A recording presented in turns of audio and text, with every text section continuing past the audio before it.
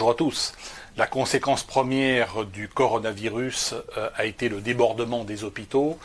La seconde conséquence a été le confinement, puisque les gouvernements ne pouvaient pas accepter que les hôpitaux soient complètement débordés, et dans la panique on a programmé le confinement, à défaut de masques également de tests.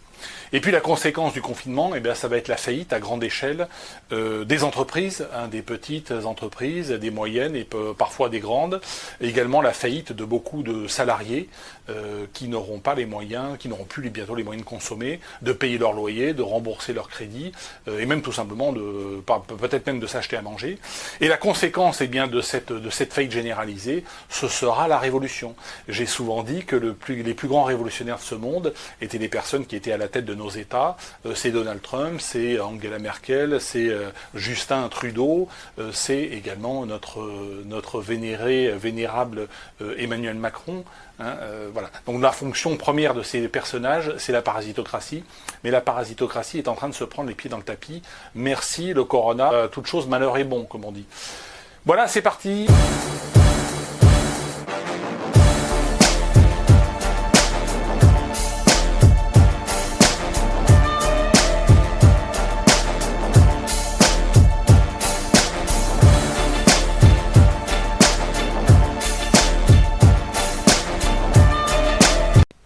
Tous ceux qui doivent mourir, vraisemblablement, mourront.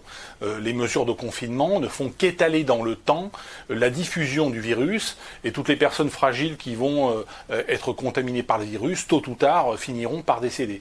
Nous avons mis en place, les gouvernements ont mis en place des mesures de confinement pour étaler dans le temps la diffusion du virus, mais fondamentalement, sur le nombre de décès, cela ne devrait pas beaucoup jouer, sauf à trouver, si l'on devait trouver un vaccin dans les 2-3 mois qui viennent, mais comme vraisemblablement un vaccin ne sera pas disponible avant une année, 1 an, voire 1 an et demi, et comme le vaccin en plus est en mutation permanente, comme le virus de la grippe, les virus évoluent dans le temps. Je rappelle que vous avez pour un certain nombre de virus des vaccins qui n'ont jamais pu être mis au point, notamment un vaccin contre le sida.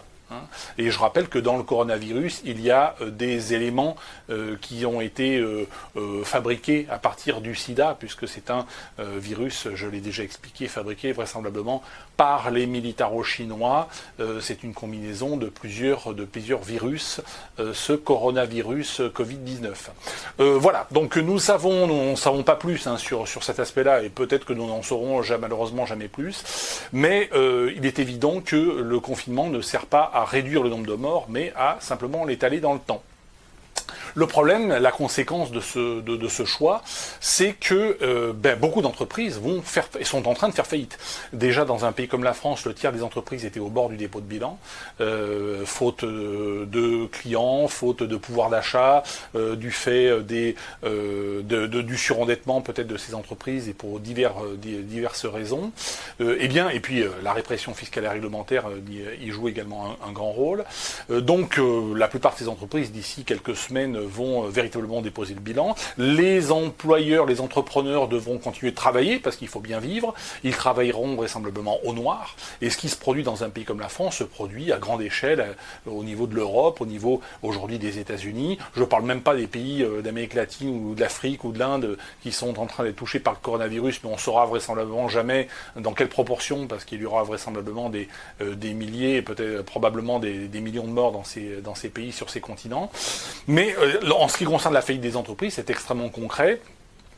Si un tiers des entreprises françaises et européennes sont au bord du dépôt de bilan avant la crise du coronavirus, le coronavirus va les achever. Et ce ne sont pas les reports de charges sociales ou les reports d'impôts qui ont été décrétés par les gouvernements qui les aideront à faire du chiffre d'affaires. Si les gens restent chez eux, ne vont plus au restaurant, ne font plus appel aux artisans, aux commerçants, aux professions libérales, pas de chiffre d'affaires, pas de bras, pas de chocolat. Pas de chiffre d'affaires, c'est la faillite.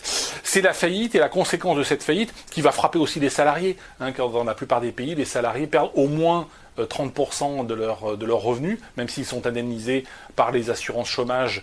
Dans un pays comme la France, c'est une perte d'au moins 30%. Dans beaucoup de pays, c'est même beaucoup plus que ça. Et tous les travailleurs indépendants, ils perdent 100%.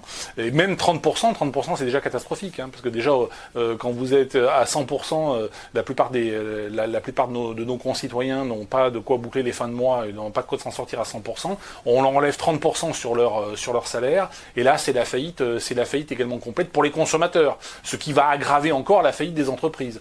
Donc cette faillite économique générale, qui a été provoquée par ce phénomène de confinement, aura des conséquences tout à fait révolutionnaires, et notamment en termes de violence. Car nous allons voir des bandes armées s'en prendre naturellement aux dépôts de nourriture, mais également attaquer la petite et la moyenne et la grande bourgeoisie, qui jusqu'à présent a été le grand soutien de ces gouvernements sociodémocrates. À l'époque de la révolte des Gilets jaunes, qui se poursuit mais qui va s'amplifier dès que le déconfinement va s'enclencher, la petite et la moyenne bourgeoisie n'a pas soutenu le mouvement des Gilets jaunes. Là, elle va être frappée par une violence bestiale.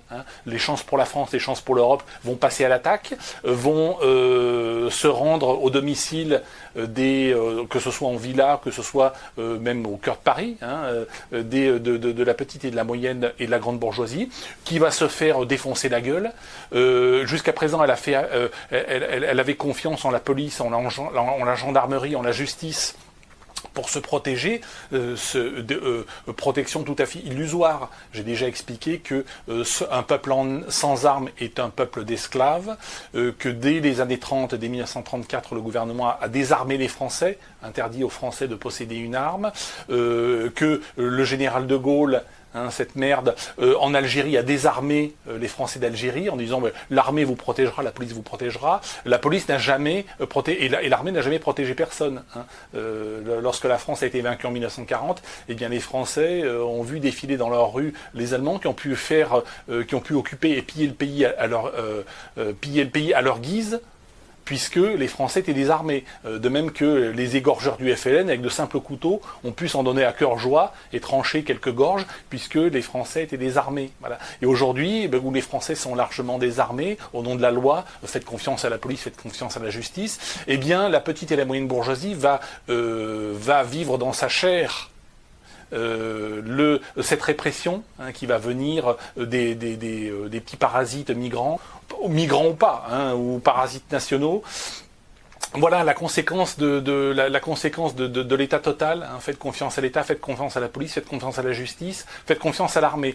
Et j'en viens au dernier point, qui est la révolution. Parce qu'à partir du moment où les fonctions régaliennes, qui sont les fonctions du roi, qui sont les fonctions fondamentales de l'État, c'est-à-dire défense nationale, police, justice, ne peuvent plus être assurées et être assumées par ces mêmes représentants de l'État, le peuple, y compris la petite, la moyenne et la grande bourgeoisie, va réaliser que l'État est totalement parasitaire et qu'il faut se débarrasser de ce parasite et qu'il faut réarmer le peuple. Voilà. Et que nous sommes des francs, nous ne sommes pas des soumis, et qu'il va falloir prendre les armes contre cette classe politique pour se défendre à la fois des petits parasites et également des gros parasites qui nous gouvernent. Voilà. Donc, comme quoi, à toute chose malheur est bon, et la conséquence du coronavirus, finalement, sera à terme, tôt ou tard, d'ici quelques mois, une révolution totale, pas seulement dans un pays comme la France, mais au niveau mondial, y compris dans des pays comme les États-Unis.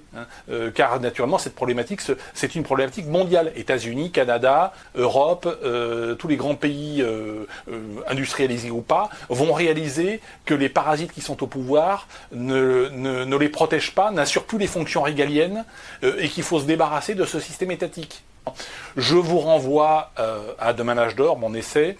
J'explique ces phénomènes déjà dans l'épisode 3, Mafia, où j'explique l'état mafia. C'est important de s'informer à ce niveau-là. Restez à l'écoute et je vous dis à bientôt.